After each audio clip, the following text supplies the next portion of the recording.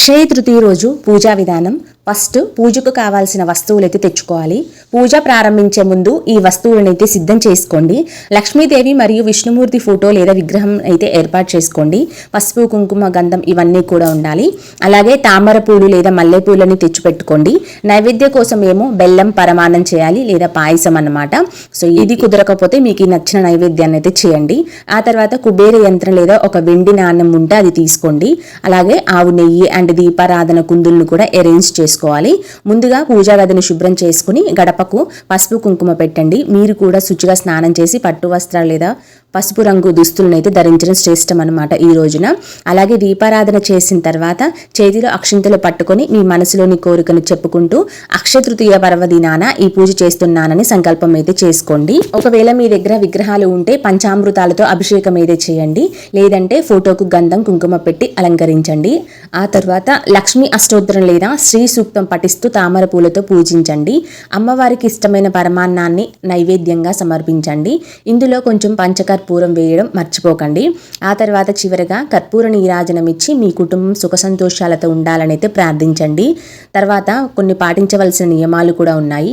అవి ఏంటంటే అసలు ఈ రోజున బ్రహ్మ ముహూర్తం అంటే వీలైతే తెల్లవారుజామునే పూజ ముగించుకోవడం అత్యంత శుభప్రదం అన్నమాట. ఆ తర్వాత దానం చేయాలి. పూజ ముగిసిన తర్వాత బియ్యం, ఉప్పు లేదా పండ్లను ఎవరికైనా పేదవారికి దానం చేయండి. ఇది మీ పుణ్యాన్ని అక్షయం చేస్తుందన్నమాట. అంటే ఈరోజు చేసిన పుణ్యం అక్షయం అయిపోయి మీ జీవితాంతం చేసిన పుణ్యం అయితే కలుగుతుంది. జీవితాంతం మీరు దానం చేసిన పుణ్యం అయితే కలుగుతుంది. అలాగే రోజంతా ఇంట్లో గొడవలు లేకుండా ప్రశాంతమైన వాతావరణం ఉండేలా చూసుకోండి. అసలు అక్షయ తృతీయ అనే పదంలోని దాని విశిష్టత దాగి ఉంది. దీనిని సంస్కృత పరంగా విడదీసి చూస్తే ఏంటంటే అక్షయ అంటే క్షయం అంటే తరిగిపోవడం లేదా నశించడం అని అర్థం కదా. అక్షయ అంటే నశించనిది లేదా ఎప్పటికీ తరిగిపోనిది అనే అర్థం అన్నమాట. తృతీయ అంటే వైశాఖ మాసంలోని శుక్లపక్షం 3వ రోజు తదియ అన్నమాట.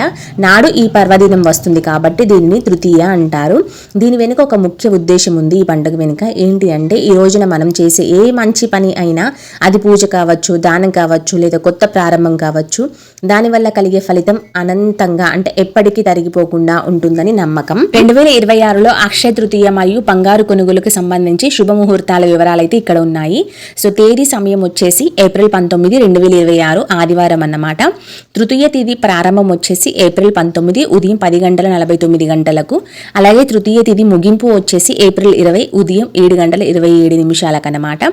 సో పూజా ముహూర్తం వచ్చేసి ఏప్రిల్ 19వ తేదీన ఉదయం 10:47 నుండి మధ్యాహ్నం 12:20 వరకు లక్ష్మీదేవి మరియు కుబేరుణ్ణి పూజించుకోవడానికైతే అత్యంత అనువైన సమయం అన్నమాట. ఆ తర్వాత బంగారం కొనుగోలుకు శుభముహూర్తం ఏమిటి అంటే అక్షయ తృతీయ నాడు బంగారం కొనడానికి ఏప్రిల్ 19 ఉదయం నుండి ఏప్రిల్ 20 తెల్లవారుజామున వరకు సుదీర్ఘ సమయం అందుబాటులో అయితే ఉంది. ఆ తర్వాత ఈ ప్రారంభం వచ్చేసి ఏప్రిల్ 19 ఉదయం 10:47 నుండి ముగింపు వచ్చేసి ఏప్రిల్ 20 తెల్లవారుజామున 5:51 వరకు ఉంది కనుక అని కొన్ని పంచాంగాల ప్రకారం అయితే ఏప్రిల్ 20 ఉదయం 7:27 వరకు అయితే ఉంది. సో ఒక చిన్న ముఖ్య గమనిక ఏంటంటే ఏప్రిల్ 19వ తేదీన తిది పగలు మరియు సాయంత్రం వేళలో ఎక్కువగా ఉండడం వల్ల ఈ రోజే బంగారు కొనుగోలు చేయడం మరియు ప్రధాన వేడుకలు నిర్వహించడం ఉత్తమమని పండితులు అయితే సూచిస్తున్నారు.